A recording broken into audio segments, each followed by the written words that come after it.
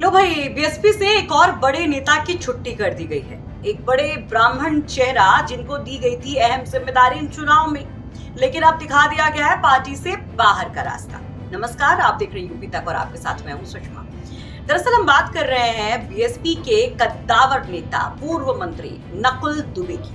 जी, नकुल दुबे को बीएसपी से निकाल दिया गया है और उनके ऊपर एक्शन लिया गया है। आरोप लगाए गए हैं कि अनुशासनहीनता उन्होंने की, पार्टी के विरुद्ध जाकर उन्होंने गतिविधियां की, एक्शन लिए, काम किए पार्टी के खिलाफ, और इसलिए उनको पार्टी से बाहर निकाला गया। और खुद बीएसपी चीफ मायावती ने अपने ट्विटर हैंडल पर इसकी जानकारी दी। एक ट्वीट करते हुए उन्होंने इसका ऐलान किया। तो मायावती ने कहा है, नकुल दुबे बीएसपी पूर्व मंत्री को पार्टी में अनुशासनहीनता और पार्टी विरोधी गतिविधियों में लिप्त होने के कारण इनको बीएसपी से निष्कासित कर दिया गया है। तो भाई, एक और बीएसपी नेता को अनुशासनहीनता का आरोप लगाते हुए बाहर का रास्ता दिखा दिया गया है। लेकिन खास बात यह है कि ये जो नकुल दुबे है ना, ये नकुल दुबे सतीश चंद्र मिश्र के बेहद करीबी रहे हैं। और 2007 में आपको याद होगा कि सतीश चंद्र मिश्र का वो ब्राह्मण वाला फॉर्मूला जो मायावती को सत्ता तक पहुंचाता है, उस वक्त नकुल दुबे चुनाव लड़ते हैं बीएसपी की तरफ से और बड़ी जीत दर्ज करते हैं।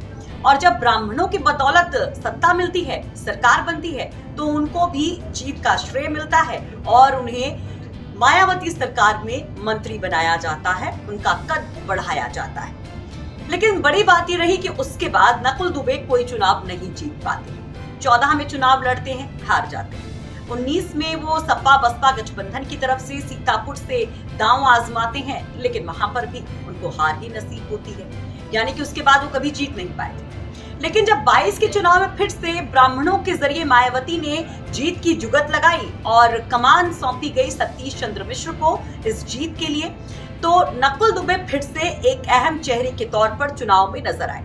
उनको एक बड़ा कद दिया गया, एक बड़े ब्राह्मण चेहरे के तौर पर, यानी कि सतीश चंद्र मिश्र के बाद नकुल दुबे को प्रोजेक्ट किया गया, प्रेजेंट किया गया। और उनको आपने देखा भी था कि किस तरह से स्टार प्रचारकों की सूची में भी शामिल किया जाता है, उनके ऊपर एक बड़ा दांव लगाया जाता है, लेकिन कुछ काम नहीं आता। नकुल दुबे एक बार फिर से निराश ही कर जाते हैं और मायावती जीत नहीं पाती। हाल ये हो जाता है कि इस चुनाव में तो महज एक सीट मिलती है और अगर वोट शेयर की बात करें तो वो मत प्रतिशत भी बहुत गिर जाता है। 12.88% वोट शेयर बीएसपी का होता है, जो उसके इतिहास में सबसे बुरी हार को दिखाता है। यानी कि एक के बाद एक 3 विधानसभा चुनाव मायावती हारती जाती हैं। लोकसभा चुनाव में जो स्थितियां होती हैं वो आपको पता ही है। और ऐसे में कहा जाता है कि क्या अब बीएसपी एकदम कमजोर हो गई है, उसकी ताकत बिल्कुल खत्म हो गई है। और इन तमाम सवालों के बीच में बीएसपी के भविष्य को लेकर तमाम अटकलें, तमाम बातें होने लगती हैं।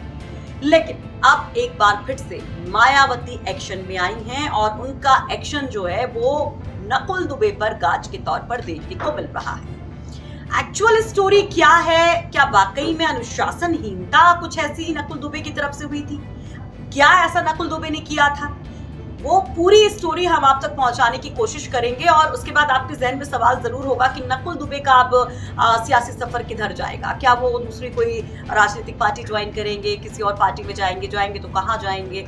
तो इन तमाम सवालों का जवाब भी हम तलाशने की कोशिश करेंगे, आप तक पहुंचाने की कोशिश करेंगे। लेकिन सवाल यही है कि जिस तरह से मायावती चुनाव के पहले एक के बाद एक अपने तमाम नेताओं को पार्टी से बाहर निकालती रही और अब चुनाव खत्म होने के बाद एक और बड़ा एक्शन उनकी तरफ से लिया गया है, वो क्या कहता है?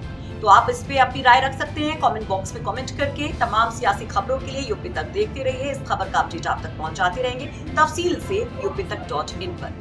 तो नमस्कार।